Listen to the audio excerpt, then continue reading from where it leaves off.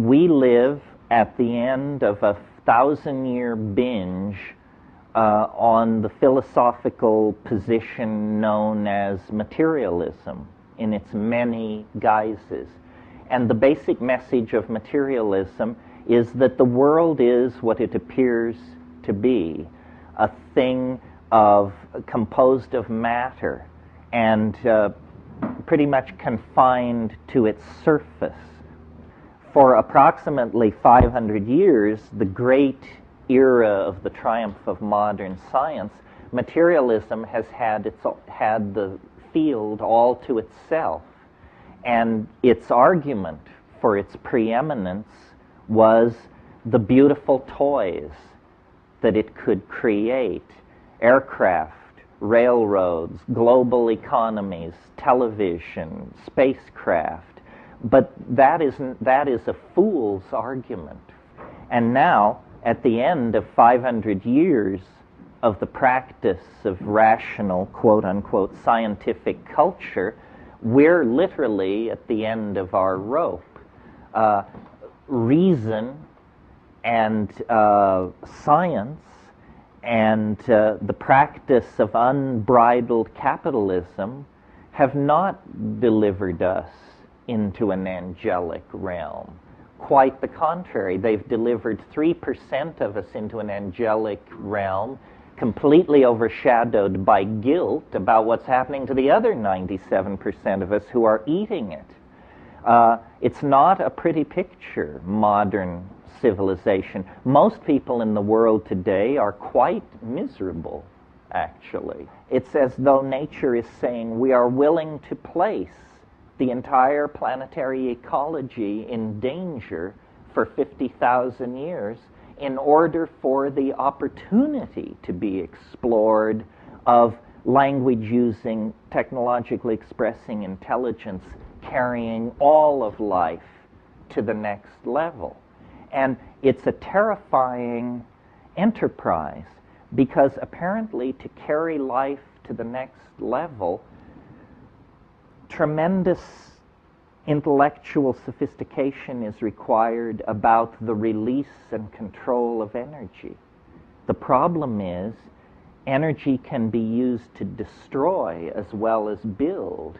So as the human enterprise has moved toward greater and greater power and ability to manipulate the environment, the stakes in the cosmic game have risen.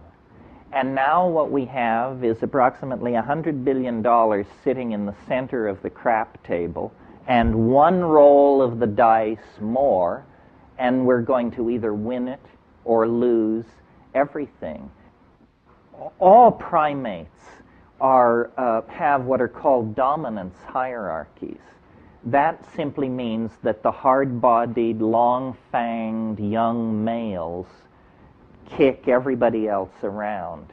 They control the females, the children, homosexuals, the elderly. Everybody is taking orders from this dominance hierarchy. And this is true clear back into squirrel monkeys. It's a generalized feature of primate behavior. And it's an aspect of our behavior as we sit here. Women, the feminine is not honored, the elderly are marginalized, homosexuals, that whole issue.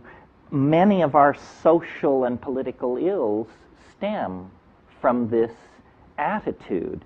Well, but you see, I believe that when we left the trees and admitted psilocybin into our diet, that it has the effect of dissolving boundaries and making this maintenance of a dominance hierarchy very, very difficult.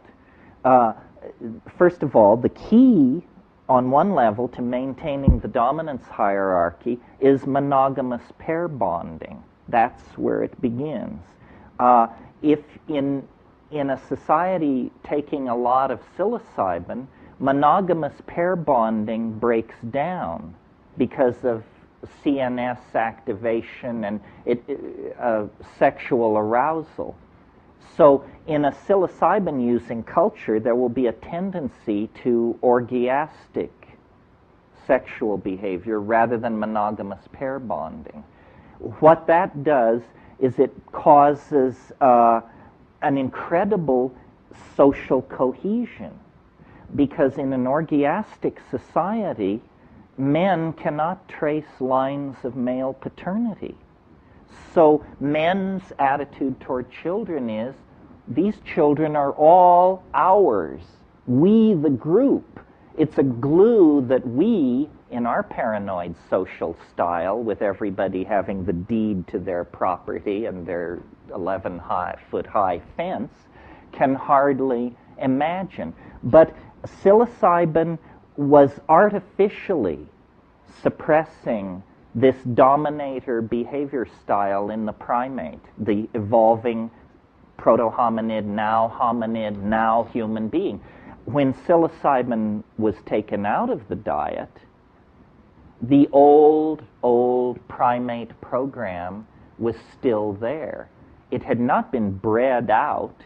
The genes were always there. It's just that for 50,000 or 100,000 years, we medicated ourselves, literally religiously. We religiously medicated ourselves every new and full moon, perhaps oftener. These orgies were happening, creating social cohesion, propagating everybody forward. The problem was, when the psilocybin was taken away, we had been under its influence for perhaps 500,000 years. We had evolved language, rudimentary abstract philosophy, a sense of religion. We had invented technology in the form of using fire and chipping flint and all that. The psilocybin goes away, and suddenly these skills, these tools, these technologies are in the hands of marauding apes, not anymore cohesive, caring human social groups, but marauding territorial apes driven by the desire to control all weaker members of the social group. And that's our circumstance. We have, the tools that would allow us to sculpt paradise, but we have the reflexes and value systems of